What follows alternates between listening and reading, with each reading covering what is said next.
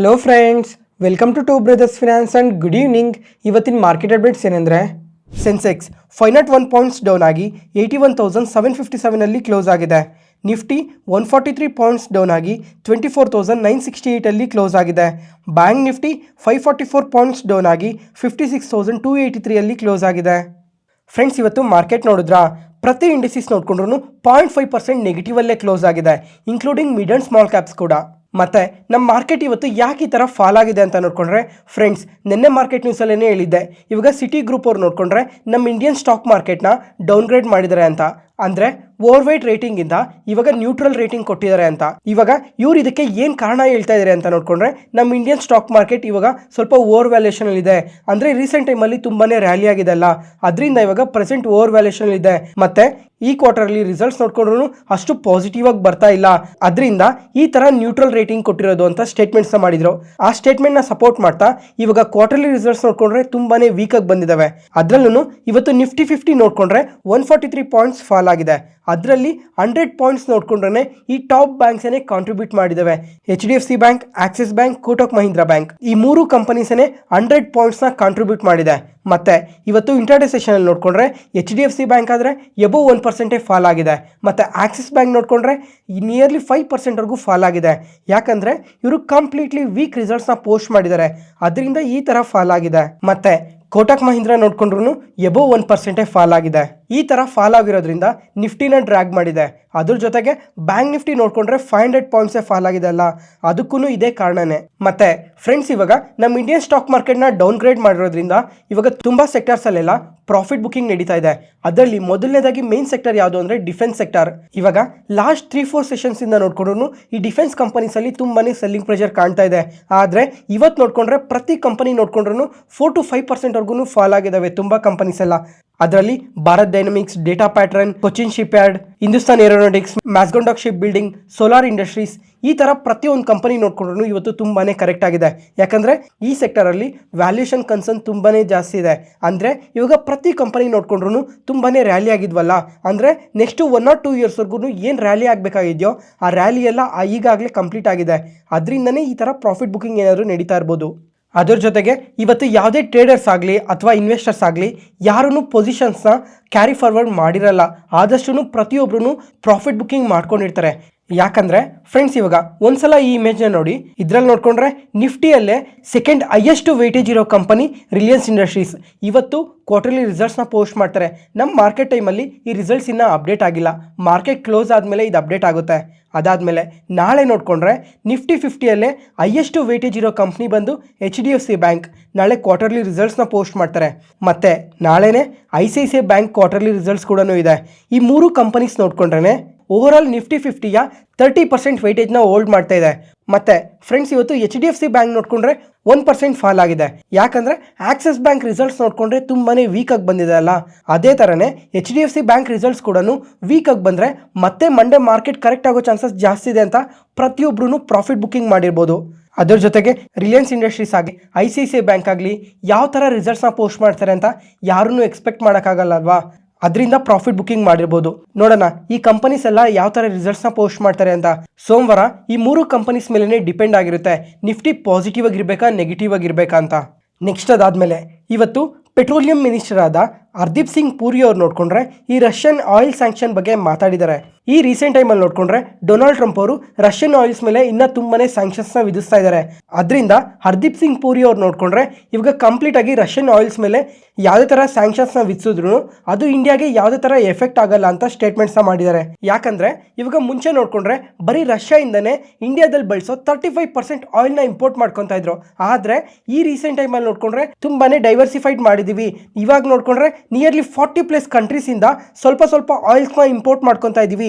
ಕಂಪ್ಲೀಟಾಗಿ ಯಾವುದೋ ಒಂದು ಕಂಟ್ರಿ ಮೇಲೆ ಕಂಪ್ಲೀಟಾಗಿ ಡಿಪೆಂಡ್ ಆಗಿಲ್ಲ ಅಂತ ಸ್ಟೇಟ್ಮೆಂಟ್ಸ್ನ ಮಾಡಿದ್ದಾರೆ.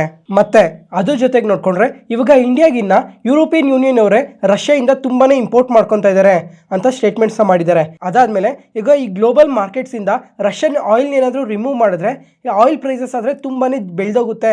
ಪ್ರತಿ ಬ್ಯಾರೆಲ್ ಮೇಲೆ ನೋಡಿಕೊಂಡ್ರೆ $130ಇಂದ $140 ಪರ್ ಬ್ಯಾರೆಲ್ಗೆ ರೀಚ್ ಆಗೋ ಚಾನ್ಸಸ್ ಜಾಸ್ತಿ ಇದೆ ಅಂತ ಸ್ಟೇಟ್ಮೆಂಟ್ಸ್ನ ಮಾಡಿದ್ದಾರೆ. ನೋಡೋಣ ಕಮಿಂಗ್ ಟೈಮಲ್ಲಿ ಈ ಸ್ಯಾಂಕ್ಷನ್ ರಿಲೇಟೆಡ್ ಆಗಿ ಇನ್ನೂ ಏನು ಅಪ್ಡೇಟ್ಸ್ ಬರ್ತವೆ ಅಂತ. ಯಾವುದೇ ಪಾಯಿಂಟಲ್ಲಿ ನಾನು ಹೇಳೋ ಇನ್ಫಾರ್ಮೇಷನ್ ನಿಮಗೆ ಯೂಸ್ಫುಲ್ ಅನಿಸಿದ್ರೆ ಈ ವಿಡಿಯೋನ ಲೈಕ್ ಮಾಡಿ ಮತ್ತು ನಿಮ್ಮ ಫ್ರೆಂಡ್ಸಲ್ಲಿ ಯಾರಿಗಾದ್ರೂ ಸ್ಟಾಕ್ ಮಾರ್ಕೆಟ್ ಬಗ್ಗೆ ಇಂಟ್ರೆಸ್ಟ್ ಇರೋಗೆ ಈ ವಿಡಿಯೋಸ್ನ ಶೇರ್ ಮಾಡಿ, ಅವ್ರಿಗೂ ತುಂಬ ಉಪಯೋಗ ಆಗುತ್ತೆ. Next market key updates. Friends, first ಇವಾಗ ಆಕ್ಸಿಸ್ ಬ್ಯಾಂಕ್ ಬಗ್ಗೆ ಮಾತಾಡ್ಕೊಳ್ಳೋಣ. ಈ ಕಂಪನಿ ನೋಡಿಕೊಂಡ್ರೆ ಇವತ್ತು ಇಂಟ್ರಾಡೇ ಸೆಷನಲ್ಲಿ ಎಬೋವ್ 5% ಫಾಲ್ ಆಗಿದೆ. ಯಾಕಂದರೆ ಇವರು ಕಂಪ್ಲೀಟ್ಲಿ ವೀಕ್ ರಿಸಲ್ಟ್ಸ್ನ ಪೋಸ್ಟ್ ಮಾಡಿದ್ದಾರೆ.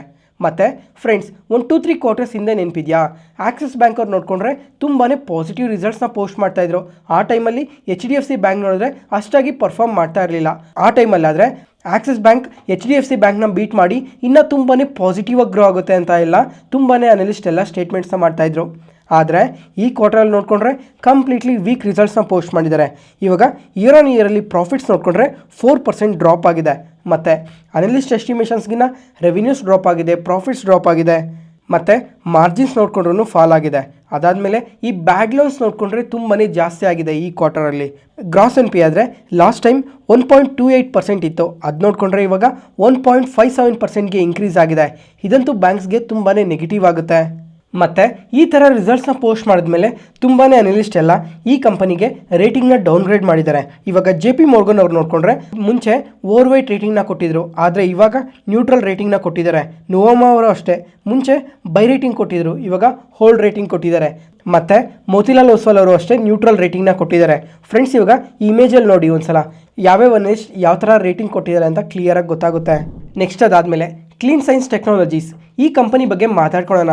ಫ್ರೆಂಡ್ಸ್, ಇವಾಗ ಯಾರಾದರೂ ನೀವು ಈ ಕಂಪನಿಯಲ್ಲಿ ಇನ್ವೆಸ್ಟ್ ಮಾಡಿದರೆ ಇನ್ನೊಂದು ಸಲ ಕಂಪ್ಲೀಟಾಗಿ ಈ ಬಿಸ್ನೆಸ್ ಬಗ್ಗೆ, ಪ್ರಮೋಟರ್ ಬಗ್ಗೆ, ಪ್ರತಿಯೊಬ್ಬರ ಬಗ್ಗೆನೂ ಅನಾಲಿಸಿಸ್ ಮಾಡಿ ಇನ್ನೊಂದು ಸಲ. ಯಾಕಂದರೆ ಈ ಕಂಪನಿ ನೋಡಿಕೊಂಡ್ರೆ ಇವತ್ತು Q1 ರಿಸಲ್ಟ್ಸ್ನ ಪೋಸ್ಟ್ ಮಾಡಿದ್ದಾರೆ. ಇವಾಗ ರಿಸಲ್ಟ್ಸ್ ನೋಡಿಕೊಂಡ್ರೆ ಟಾಪ್ ಲೈನಲ್ಲಿ ಪಾಸಿಟಿವ್ ರಿಸಲ್ಟ್ಸ್ನೇ ಪೋಸ್ಟ್ ಮಾಡಿದ್ದಾರೆ. ಇಯರ್ ಆನ್ ಇಯರಲ್ಲಿ ರೆವಿನ್ಯೂಸ್ ನೋಡಿಕೊಂಡ್ರೆ 8% ಗ್ರೋ ಆಗಿದೆ, ಪ್ರಾಫಿಟ್ಸ್ ನೋಡಿಕೊಂಡ್ರೆ 6% ಗ್ರೋ ಆಗಿದೆ. ಮತ್ತು ಕ್ವಾರ್ಟರಲ್ಲಿ ನೋಡಿಕೊಂಡ್ರೆ ಜಸ್ಟ್ ಮಾರ್ಜಿನಲಾಗಿ ಮಾತ್ರ ರೆವಿನ್ಯೂಸಲ್ಲಿ, ಪ್ರಾಫಿಟ್ಸಲ್ಲಿ ಡ್ರಾಪ್ ಇದೆ. ಅದಾದಮೇಲೆ ಕ್ವಾರ್ಟರಲ್ಲಿ ಮಾರ್ಜಿನ್ಸ್ ನೋಡಿಕೊಂಡ್ರೆ ಇನ್ಕ್ರೀಸ್ ಆಗಿದೆ. ಓಕೆನಾ? ಆದರೂ ಸಹ ಇವತ್ತು ಇಂಟ್ರಾಡೇ ಸೆಷನಲ್ಲಿ ನೋಡಿಕೊಂಡ್ರೆ ನಿಯರ್ಲಿ 9%ವರೆಗೂ ಫಾಲ್ ಆಗಿದೆ. ಯಾಕಂದರೆ ಇವರು ರಿಸಲ್ಟ್ಸ್ನ ಪೋಸ್ಟ್ ಮಾಡಿದ್ಮೇಲೆ ವೀಕ್ ಗೈಡೆನ್ಸ್ನ ಕೊಟ್ಟಿದ್ದಾರೆ ಒಂದು. ಅದಾದಮೇಲೆ ಇನ್ನೊಂದು ರೀಸನ್ ಏನು ಅಂತಂದರೆ ಈ ಕಂಪನಿಯಲ್ಲಿ ಪ್ರಮೋಟರ್ ಸ್ಟೇಕ್ನ ಸೇಲ್ ಮಾಡೋದಕ್ಕೆ ಯೋಚನೆ ಮಾಡ್ತಾ ಇದ್ದಾರೆ ಅಂತ ಕೂಡ ಅಪ್ಡೇಟ್ ಆಗಿದೆ. ಈ ಎರಡೂ ರೀಸನಿಂದನೇ ಇವಾಗ ಈ ಥರ ನೆಗೆಟಿವ್ ಆಗಿ ರಿಯಾಕ್ಟ್ ಆಗಿರೋದು. ಮತ್ತು ಫ್ರೆಂಡ್ಸ್, ಇವಾಗ ಈ ಕಂಪನಿಯಲ್ಲಿ ಇನ್ವೆಸ್ಟ್ ಮಾಡೋರು ಬಿಸ್ನೆಸ್ ಬಗ್ಗೆ ಇನ್ನೊಂದ್ಸಲ ಕ್ಲೀನಾಗಿ ಅನಾಲಿಸಿಸ್ ಮಾಡಿ. ಇವರು ಸ್ಪೆಷಾಲಿಟಿ ಕೆಮಿಕಲ್ಸ್ ರಿಲೇಟೆಡ್ ಆಗಿ ವರ್ಕ್ ಮಾಡ್ತಾರೆ. ಅದರಲ್ಲೂ ಫಾರ್ಮಾ, FMCG, ಆಗ್ರೋ ಈ ಥರ ಕೆಮಿಕಲ್ಸ್ ರಿಲೇಟೆಡ್ ಆಗಿ ವರ್ಕ್ ಮಾಡ್ತಾರೆ. ಗೈಡೆನ್ಸ್ ಏನಕ್ಕೆ ವೀಕಾಗಿ ಕೊಟ್ಟಿದ್ದಾರೆ ಅಂತ ಒಂದು ಚೆಕ್ ಮಾಡಿ. ಮತ್ತು ಪ್ರಮೋಟರ್ ಏನಕ್ಕೆ ಇವಾಗ ಸ್ಟೇಕ್ನ ಸೆಲ್ ಮಾಡ್ತಾ ಇದ್ದಾರೆ, ಇದ್ರ ಬಗ್ಗೆ ಇನ್ನೂ ಏನೇನು ಅಪ್ಡೇಟ್ಸ್ ಇದ್ದಾವೆ ಅಂತ ಪ್ರತಿಯೊಂದನ್ನು ಚೆಕ್ ಮಾಡಿ. ಅದಾದಮೇಲೆ ನೀವು ಇನ್ವೆಸ್ಟ್ಮೆಂಟ್ ಡಿಸಿಷನ್ನ ತೊಗೊಳ್ಳಿ. ಮತ್ತು ಇವತ್ತು ನೋಡಿಕೊಂಡ್ರೆ 9% ಫಾಲ್ ಆಗಿದೆ ಅಲ್ಲ, ಇದ್ರ ಬಗ್ಗೆ ಎಲ್ಲರಿಗೂ ಕ್ವಶನ್ಸ್ ಇದೆ. ಅದರಿಂದನೇ ಇವತ್ತು ತುಂಬಾ ಇನ್ವೆಸ್ಟರ್ಸ್ ಎಲ್ಲ ಈ ಕಂಪನಿಯಲ್ಲಿ ಸೆಲ್ ಮಾಡಿರೋದು. ಅದರಿಂದನೇ ಇವತ್ತು ಈ ಥರ ನೆಗೆಟಿವ್ ಆಗಿ ರಿಯಾಕ್ಟ್ ಆಗಿರೋದು. Next silver. ಫ್ರೆಂಡ್ಸ್, ಇವಾಗ ಈ ಸಿಲ್ವರ್ ಬಗ್ಗೆ ತುಂಬ ಸಲನೇ ಮಾತಾಡ್ಕೊಂಡಿದ್ವಿ. ಮತ್ತು ಇವಾಗೂ ಸಹ ಇನ್ನೊಂದು ಡೇಟಾ ಬಂದಿದೆ. ಏನಂತ ಅಂದರೆ ಇವಾಗ ಸಿಲ್ವರ್ ನೋಡಿಕೊಂಡ್ರೆ ನಮ್ಮ ಇಂಡಿಯಾದಲ್ಲಿ ಪರ್ kg ಎಷ್ಟಿದೆ ಹೇಳಿ? 1,12,000 ಇದೆ. ಇವಾಗ 1,12,000ದಿಂದ 2026 ಎಂಡ್ಗೆಲ್ಲ ಇದು 2 ಲಕ್ಷಕ್ಕೆ ರೀಚ್ ಆಗುತ್ತೆ ಅಂತ ಅನಲಿಸ್ಟ್ ಎಕ್ಸ್ಪೆಕ್ಟ್ ಮಾಡ್ತಾ ಇದ್ದಾರೆ. ಇವಾಗ ಪ್ರೆಸೆಂಟ್ ನೋಡಿಕೊಂಡ್ರೆ ಇವಾಗ ಏನಕ್ಕೆ ಸಿಲ್ವರ್ಗೆ ಈ ಥರ ಡಿಮ್ಯಾಂಡ್ ಇನ್ಕ್ರೀಸ್ ಆಗ್ತಾ ಇದೆ ಅಂದರೆ ಇವಾಗ ಸೋಲಾರ್ ಪ್ಯಾನಲ್ಸಲ್ಲಿ, ಎಲೆಕ್ಟ್ರಿಕ್ ವೆಹಿಕಲ್ಸಲ್ಲಿ, ಬ್ಯಾಟ್ರೀಸಲ್ಲಿ ತುಂಬ ಹತ್ರನೇ ಈ ಸಿಲ್ವರ್ನ ಬಳಸ್ತಾ ಇದ್ದಾರೆ. ಅದರಿಂದ ಗ್ಲೋಬಲಿ ನೋಡಿಕೊಂಡ್ರೆ ಡಿಮ್ಯಾಂಡ್ ತುಂಬಾ ಇನ್ಕ್ರೀಸ್ ಆಗ್ತಾ ಇದೆ. ಅದರಿಂದ ಈ ಥರ ಸಿಲ್ವರ್ ಪ್ರೈಸಸ್ ಕಂಟಿನ್ಯೂಸ್ ಆಗಿ ಇನ್ಕ್ರೀಸ್ ಆಗ್ತಾನೆ ಇರೋದು. ಮತ್ತು ಇವಾಗ ಅನಲಿಸ್ಟ್ ನೋಡಿಕೊಂಡ್ರೆ ಶಾರ್ಟ್ ಟರ್ಮ್ ಟಾರ್ಗೆಟ್ ಪ್ರೈಸ್ನ ಕೂಡ ಕೊಟ್ಟಿದ್ದಾರೆ. ಏನಂತಂದರೆ ಇವಾಗ ಇದೇ ವರ್ಷದಲ್ಲೇ 140,000ಕ್ಕಾದರೂ ರೀಚ್ ಆಗೇ ಆಗುತ್ತೆ ಅಂತ ಸ್ಟೇಟ್ಮೆಂಟ್ಸ್ನ ಮಾಡ್ತಾ ಇದ್ದಾರೆ. 2026 ಕೊನೆಗೆಲ್ಲ 2 ಲಕ್ಷಕ್ಕೆ ರೀಚ್ ಆಗುತ್ತೆ ಅಂತ ಹೇಳ್ತಾ ಇದ್ದಾರೆ. ಮತ್ತು ಫ್ರೆಂಡ್ಸ್, ಇವಾಗ ಈ ಸಿಲ್ವರ್ ನೋಡಿಕೊಂಡ್ರೆ ಕಂಟಿನ್ಯೂಸ್ ಆಗಿ ಬೆಳೀತಾನೆ ಇದೆ ಅಲ್ಲ, ಇದರಿಂದ ಮಲ್ಟಿಪಲ್ ರೀಸನ್ಸೇ ಇದ್ದಾವೆ. ಇದನ್ನು ಮಾರ್ಕೆಟ್ ನ್ಯೂಸಲ್ಲೆಲ್ಲ ತುಂಬ ಸಲನೇ ಹೇಳಿದ್ದೆ. ಇವಾಗ ನೀವು ಯಾರಾದರೂ ಗೋಲ್ಡ್ ಆಗಲಿ, ಸಿಲ್ವರ್ ಆಗಲಿ, ಯಾವುದಾದ್ರೂ ETF ಅಲ್ಲಾಗಲಿ ಅಥವಾ ಮ್ಯೂಚುವಲ್ ಫಂಡ್ಸಲ್ಲಾಗಲಿ ಇನ್ವೆಸ್ಟ್ ಮಾಡಿದರೆ ಒಂದು ಸಲ ಕಮೆಂಟ್ ಸೆಷನಲ್ಲಿ ಕಮೆಂಟ್ ಮಾಡಿ. ನೆಕ್ಸ್ಟ್ NHPC ಬಗ್ಗೆ ಮಾತಾಡ್ಕೊಳ್ಳೋಣ. ಈ ಕಂಪನಿ ಬಗ್ಗೆ ನಿನ್ನೆ ಮಾರ್ಕೆಟ್ ನ್ಯೂಸಲ್ಲಿ ಸಮೇತ ಮಾತಾಡ್ಕೊಂಡಿದ್ವಿ. ಏನಂತ ಅಂದರೆ PNC ಇನ್ಫ್ರಾಸ್ಟ್ರಕ್ಚರ್ ಕಂಪನಿ ಜೊತೆ ಬ್ಯಾಟ್ರಿ ಸ್ಟೋರೇಜ್ ರಿಲೇಟೆಡ್ ಆಗಿ ಡೀಲ್ ಮಾಡ್ಕೊಂಡಿದ್ದಾರೆ ಅಂತ ನಿನ್ನೆ ಮಾರ್ಕೆಟ್ ನ್ಯೂಸಲ್ಲಿ ಮಾತಾಡ್ಕೊಂಡಿದ್ವಿ. ಅದಾದಮೇಲೆ ಇವತ್ತು ನೋಡಿಕೊಂಡ್ರೆ NHPC ಅವರೇ ಇನ್ನೂ 2 ಕಂಪನೀಸ್ ಜೊತೆ ಬ್ಯಾಟ್ರಿ ಸ್ಟೋರೇಜ್ ರಿಲೇಟೆಡ್ ಆಗೇ ಅಗ್ರಿಮೆಂಟ್ ಮಾಡ್ಕೊಂಡಿದ್ದಾರೆ. ಅದರಲ್ಲಿ ಮೊದಲನೇ ಕಂಪ್ನಿ ಬಂದು ಟಾಟಾ ಪವರ್, ಅದಾದಮೇಲೆ ಆಕ್ಮೆ ಸೋಲಾರ್. ಇವಾಗ ಟಾಟಾ ಪವರ್ ಜೊತೆ ನೋಡಿಕೊಂಡ್ರೆ 30 ಮೆಗಾವಾಟ್ಸ್ ಬ್ಯಾಟ್ರಿ ಸ್ಟೋರೇಜ್ ಸಿಸ್ಟಮ್ನ ಸೆಟಪ್ ಮಾಡೋದಕ್ಕೋಸ್ಕರ ಅಗ್ರಿಮೆಂಟ್ ಮಾಡ್ಕೊಂಡಿದ್ದಾರೆ. ಇದು ಕೇರಳದಲ್ಲಿ. ಮತ್ತು ನೆಕ್ಸ್ಟ್ 15 ಮಂತ್ಸಲ್ಲಿ ಈ ಡೀಲ್ ಕಂಪ್ಲೀಟ್ ಆಗಬೇಕು ಅಂತ ಸಮೇತ ಮೆನ್ಷನ್ ಮಾಡಿದ್ದಾರೆ. ಮತ್ತು ಆಕ್ಮೆ ಸೋಲಾರ್ ಅವ್ರ ಜೊತೆನೂ ಅಷ್ಟೇ ಬ್ಯಾಟ್ರಿ ಎನರ್ಜಿ ಸ್ಟೋರೇಜ್ ಅಗ್ರಿಮೆಂಟ್ನ ಮಾಡ್ಕೊಂಡಿದ್ದಾರೆ. ಈ ಪ್ರಾಜೆಕ್ಟಲ್ಲಿ ನೋಡಿಕೊಂಡ್ರೆ ಈ ಟೋಟಲ್ ಪ್ರಾಜೆಕ್ಟ್ ಕೆಪಾಸಿಟಿ ನೋಡಿಕೊಂಡ್ರೆ 275 ಮೆಗಾವಾಟ್ಸ್ ಅಂತ ಹೇಳಿದ್ದಾರೆ. ಮತ್ತು ಈ ಪ್ರಾಜೆಕ್ಟ್ನ ನೆಕ್ಸ್ಟ್ 18 ಮಂತ್ಸಲ್ಲಿ ಕಂಪ್ಲೀಟ್ ಆಗಬೇಕು ಆಂಧ್ರ ಪ್ರದೇಶಲ್ಲಿ ಅಂತ ಕೂಡ ಎಕ್ಸ್ಚೇಂಜ್ ಫೈಲಿಂಗಲ್ಲಿ ಅಪ್ಡೇಟ್ ಮಾಡಿದ್ದಾರೆ. ಇವತ್ತಿಗೆ ಅಪ್ಡೇಟ್ಸ್ ಮುಗೀತು. ಈ ವಿಡಿಯೋ ಇಷ್ಟ ಆದರೆ ಲೈಕ್ ಮಾಡಿ, ಶೇರ್ ಮಾಡಿ, ಸಬ್ಸ್ಕ್ರೈಬ್ ಆಗಿ. ಮತ್ತೆ ನಾಳೆ ಹೊಸ ಸ್ಟಾಕ್ ಮಾರ್ಕೆಟ್ ನ್ಯೂಸ್ ಅನಾಲಿಸಿಸ್ ವಿಡಿಯೋಲಿ ಸಿಗೋಣ. Thank you.